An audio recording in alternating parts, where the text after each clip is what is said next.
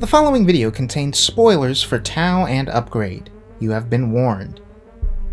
Artificial intelligence is something we edge closer and closer to every day, and as a society, we've never really been able to come down on whether that inevitability is for better or worse.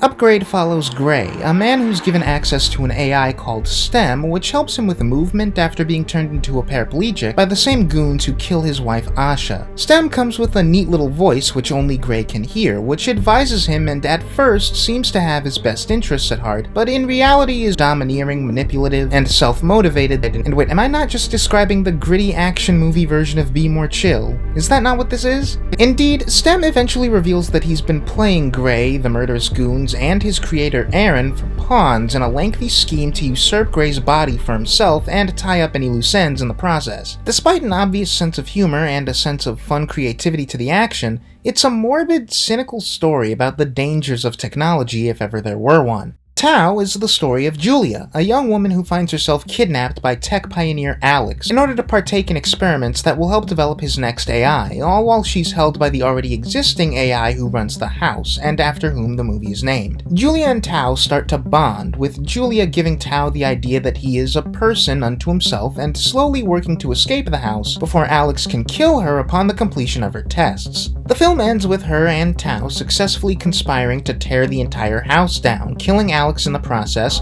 while Julia escapes into the sunset with a copy of Tau stored into a single surviving drone. Both of these movies are to varying degrees dark and mature fare with adult violence, subject matter, conflicts, and tension. And yet, one story is much more cynical and pessimistic, especially on repeat viewings, while the other is ultimately idealistic and life-affirming, and also technology-affirming. Given that both of these stories center around artificial intelligence, what can these two different approaches tell us about the contrasting philosophies toward this technology? Keep in mind that for as different as their philosophies are, both films have a share of similarities worth acknowledging. Tau and STEM both covet humanity. Tau is given it, STEM takes it, and is all the more inhuman for having done so. Trust me, that'll be important later. Both are created by similar figures, at least on the surface, in the form of Aaron and Alex, and we see in different ways how these creators unravel as their creations get closer to fully realizing their goal of personhood. Both Gray and Julia develop a sort of symbiosis with their respective AIs, and this feeds into the messaging of both films. Julia and Tau develop an honest, innocent, and mutually beneficial connection based on helping each other, and their story appropriately saddles them with a villain who's lacking in appreciation for connection of any kind. Alex is a complete psychopath who can't see the value in humans around him at all, but is ironically a human himself, whose ideological defeat takes a backseat to how that makes him physically vulnerable.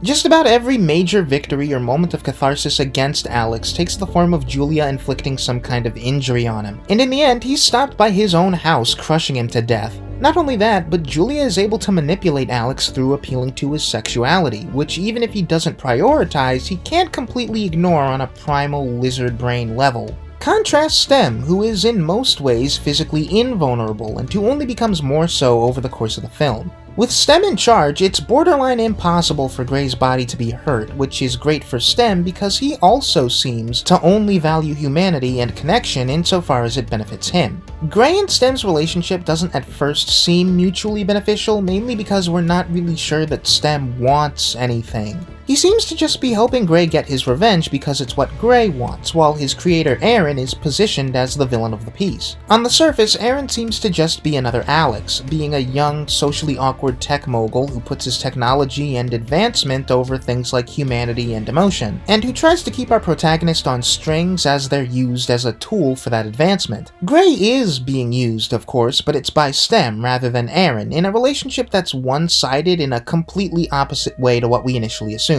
Aaron himself is under STEM's control before we ever even see him on screen, to the point that in retrospect, even his social awkwardness is questionable.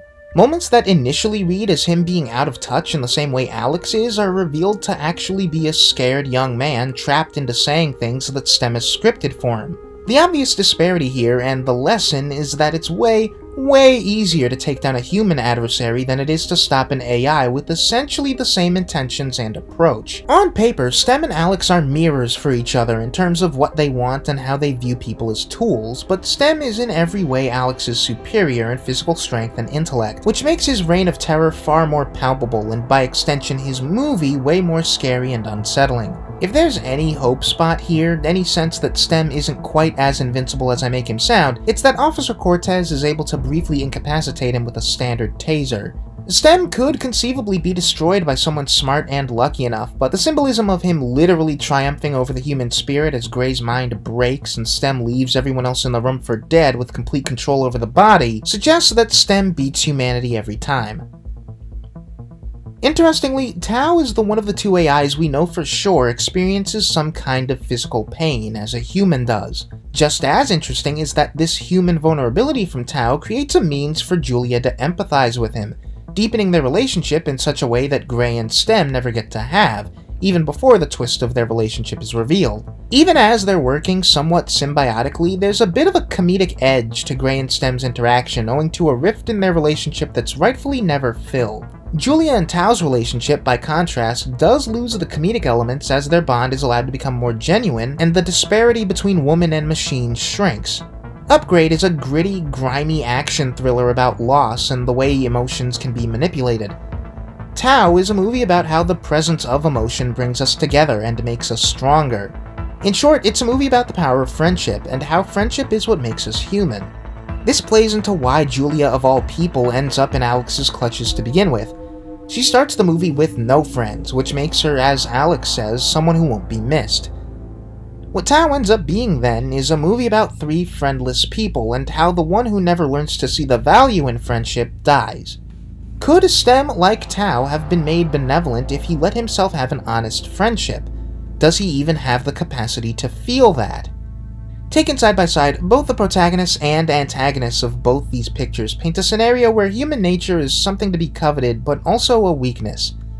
Even just comparing the two AIs, Tao is just as often endangered by his embrace of human feeling as he is enriched by it. Stem forgoes feeling altogether, and is thus able to take some semblance of humanity by force while being endangered by almost nothing. It's that gap between artificial intelligence and personhood, which Tao emphatically does not have, that makes Stem the single most efficient and unstoppable entity across both movies, and thus suggests some kind of uncomfortable things about where the human race might end up if our world's technology ends up more like Upgrade than Tao. In both stories, personhood is implicitly equated with free will and self-actualization.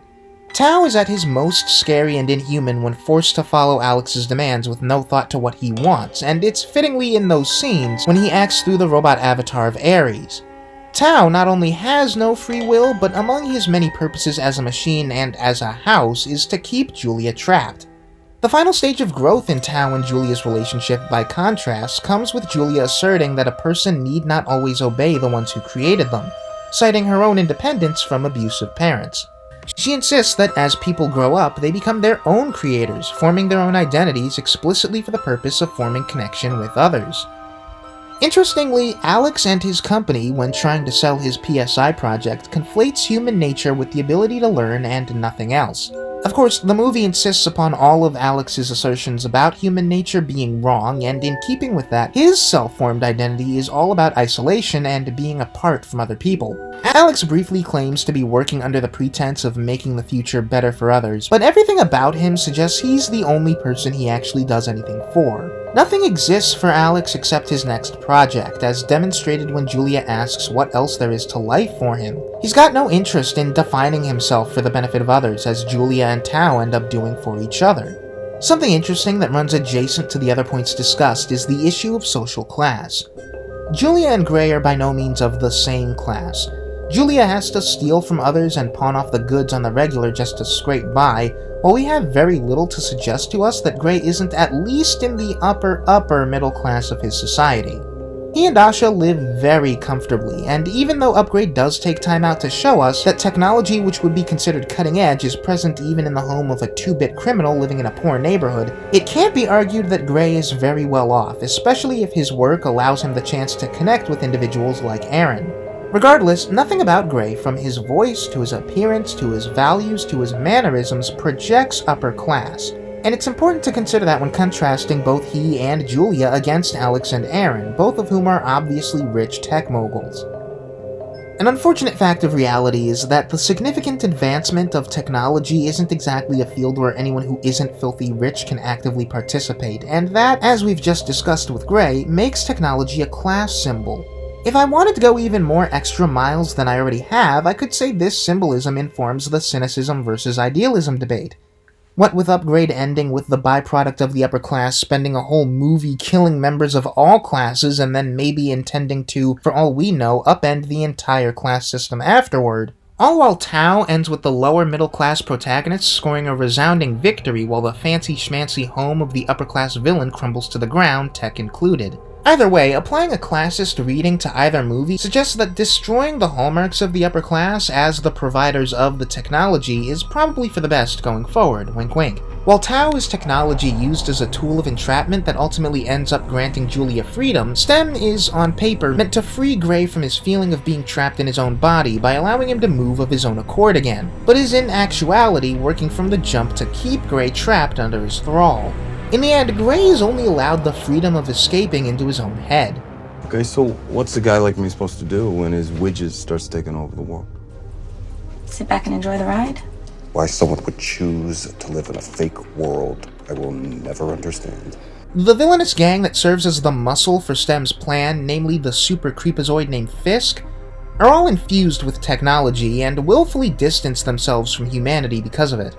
Like STEM, Fisk believes himself to be better than human, above treating human life with any respect or sanctity, and yet he fails to realize the extent to which even he is just a human pawn in a machine's game. In the end, Fisk proves more human than he'd like to admit, letting Gray goad him into losing his advantage in their fight by playing on the fact that Gray killed his brother earlier in the film. In the film's third act, Cortez is only able to keep up with Gray, and by extension is the figure in the story who comes closest to stopping STEM, only by having the same wariness of technology that Gray himself has.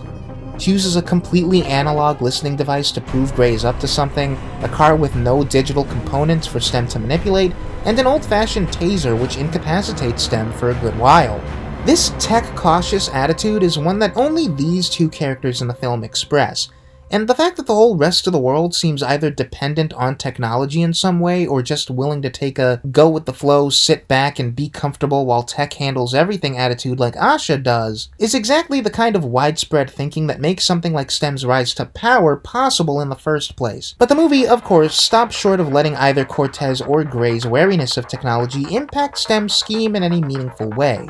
Not only does Cortez ultimately die anyway, but Gray's lack of technological implants prior to the start of the story is what made him STEM's perfect guinea pig.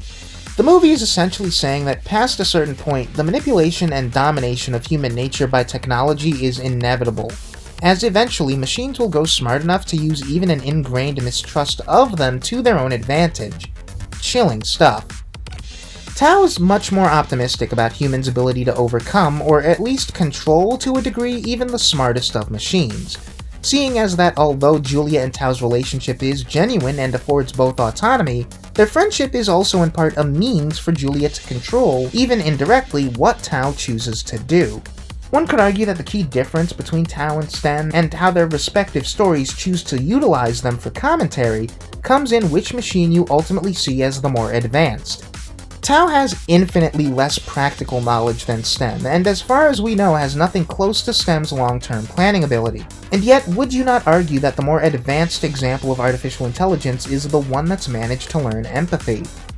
Taking the two stories together then, we have a clear argument for empathy, or even just an eager simulation of empathy, as the more important priority in our programming of AI, if we really want to avoid a violent machine uprising.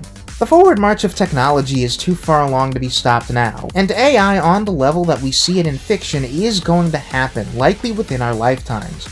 Looking at these two otherwise unrelated movies side by side, the question becomes how we can ensure that our push towards the singularity results in a Tau and not a STEM, and whether we as a society can value and learn from human nature enough to even make that possible. Whew. Great googly moogly, it's finally done. This video was supposed to come out in 2019, if you can believe that. Of course, back then I was recording all of my audio files on sandpaper, which means I had to re-record everything for this video. Much like the Doctor Strange video that just went up, this is a different genre of video than I'm used to making, and if you guys want to see more like it, then you should let me know in the comments. Anyway, hope you enjoyed, and I'll see you in the future.